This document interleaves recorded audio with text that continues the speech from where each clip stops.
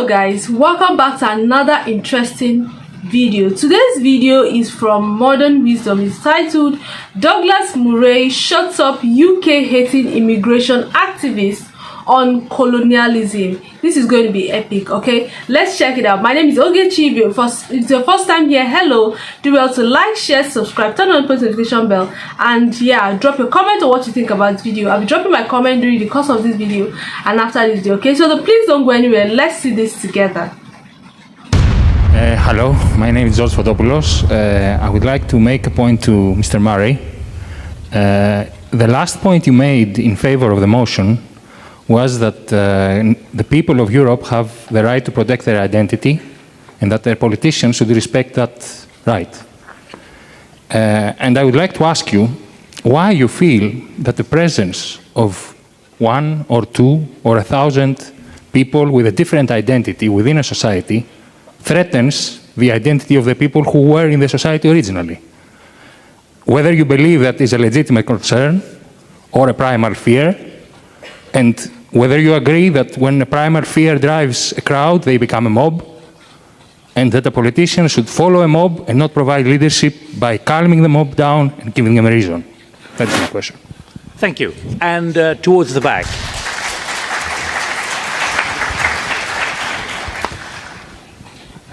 Hello, my name is Eli Liu. I was a student in University of Piraeus International European Studies, and I won't be very quick, but I am against the motion, and I would like to say that European Union was an ex-colonial power, so most of the countries of the Third World were exploited from us. So now we cannot say that we don't accept them because most of their riches and their wealth were taken from us. And as for what Mr. Voridis said about our values as Europeans, it's the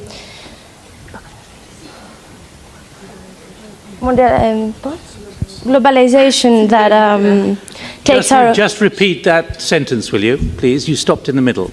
Yes, our values. Mr. Voridis talked about our values as European citizens, as humans. Well, I think globalization takes them from us and not immigrants. And about the shadow economy, it's the fault of the state control that doesn't eliminate it. And right, okay, that'll do for the moment. Let's first of all get those points picked up. Douglas Murray, your response particularly to that challenge to you. Right, very quickly. First of all, if I were Hassan in Syria, I would hope, among other things, that I would help to rebuild my country after the Assad dynasty had wrecked it so completely. I'd hope that I would stay and help to rebuild the country after the devastation caused by that family. Secondly, I mean, it is so easy to say I would stay and rebuild my country. It is very easy to say.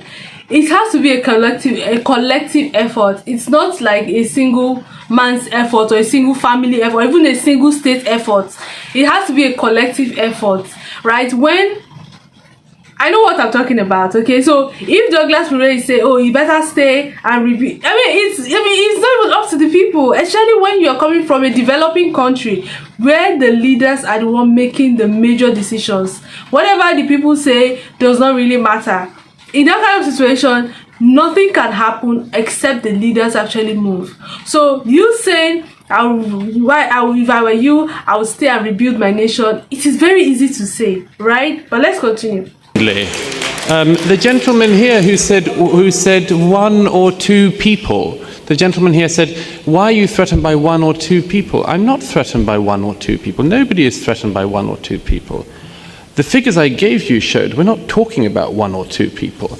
The figure I gave you at the very beginning was that people who identify as white British citizens are now a minority in their capital city. So we're not talking about 1 or 2 people, and it is very disingenuous to pretend that I was.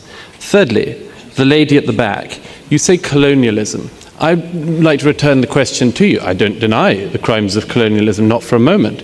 I'd like to ask you a question. How long do former colonial countries have to be punished for then? How long do we have to have our identity erased for? Is there any end limit to it in your eyes, or is it only at the point of complete negation? And finally, why is it? He said, how long should they be punished for colonialism? I feel like whatever time it takes, okay, to I don't know, but whatever time is going to take for these people to at least recover what they lost. In this situation whereby you have to accept them into your country, right? But let's continue. Is it that it's only European former colonialist countries, one of the largest and most significant and longest colonial powers in history was the Turkish Empire? Do we do this to Turkey? Do we say to Turkey, you must have your identity erased as well as punishment for the past? Almost every single people in the world at some point has done something historically they could be punished for. But why, I wonder, is it that it is Europeans that we are always being heard, being offered that choice? Douglas Murray's response to the Muslim woman's comments about colonialism and the wealth of Europe offers a poignant critique of the narrative of Western guilt that is prevalent in contemporary discussions about immigration and historical justice. He challenges the idea that Europe must perpetually atone for its colonial past, pointing out that history is not one-dimensional and that many other nations have histories of conquest and colonization, but are not held to the same standards of restitution and guilt. This argument draws attention to a perceived imbalance in how historical accountability is applied, suggesting a politicized narrative that selectively targets Western nations. It is important to note that the concept of historical guilt and reparations is complex and fraught with inconsistencies. For instance, historian and author Victor Davis Hanson argues that while the West engaged in colonialism, it also led the movements for abolition of slavery and colonial independence. Hanson notes that Western civilization, despite its flaws, has made significant contributions to the moral and technological progress of humanity. Furthermore, the focus on Western guilt often ignores the contributions made by immigrants to their host countries. According to a report by the Organization for Economic Cooperation and Development, OKCD immigrants contribute significantly to the economies of their host countries through entrepreneurship, filling vital job vacancies, and cultural enrichment. However, the narrative that frames immigrants solely as victims of historical injustices can overshadow these positive contributions, potentially fostering resentment rather than integration. Statistics from the European Union indicate that while many EU countries have taken steps to address historical injustices through various forms of reparations or symbolic gestures, these efforts have not always led to improved relations between native populations and immigrant communities.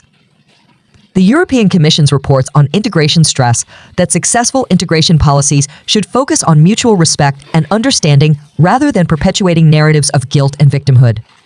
Other commentators, such as French philosopher... I think she has a point there. Why do you think only European countries are always held with this guilt? Like as if they were the only ones, that colonized other countries. How about Turkey? How about other countries? Why is it only European countries? I feel like European countries is where the honey is, right? Every immigrant wants to move there because they feel like, okay, maybe that's where the honey is. I love what she said at the end here. She said, why don't they focus on living together, cohabiting, learning each other's culture, than always holding this thing? I mean, it happened years ago, right? Nothing that was done can be undone. Whatever has happened, right? They took the riches, yes. They enriched themselves with the riches from yes, and all of those things. Now, it seems like everybody's moving to European countries. Okay, so what can be done? What do you think about this particular conversation? Do you think they have a right to actually say this over and over again, like they were the only countries that, colonized, that were... You understand what I mean? Let's continue. Let's complete the video. Pascal Bruckner have critiqued the tyranny of guilt in Europe, arguing that it hampers the continent's ability to confidently engage with the rest of the world on equal terms. Bruckner suggests that an excessive focus on historical grievances can prevent societies from moving forward and addressing contemporary challenges pragmatically. Douglas Murray's critique of the Western guilt narrative highlights a need for a more balanced and less accusatory approach in discussing historical issues. While it is crucial to acknowledge and learn from the past, it is equally important to recognize the complexities of history and the shared human propensity for both virtue and vice. By shifting the dialogue towards mutual respect and cooperation, societies can better manage the challenges of immigration and integration, fostering environments where all members can contribute positively and feel valued.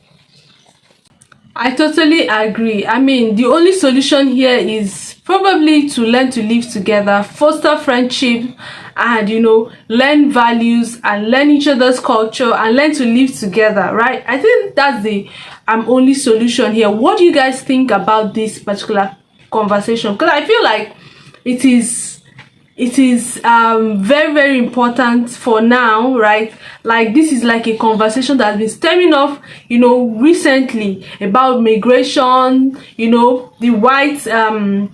the white savior complex, and all this conversation about colonialism and all of those things. Let's know your thoughts or what you think about this particular video. Do not forget to like, share, subscribe, turn on the post notification bell, and drop a comment on what you think about this video. I'll see you in my next episode. Bye bye.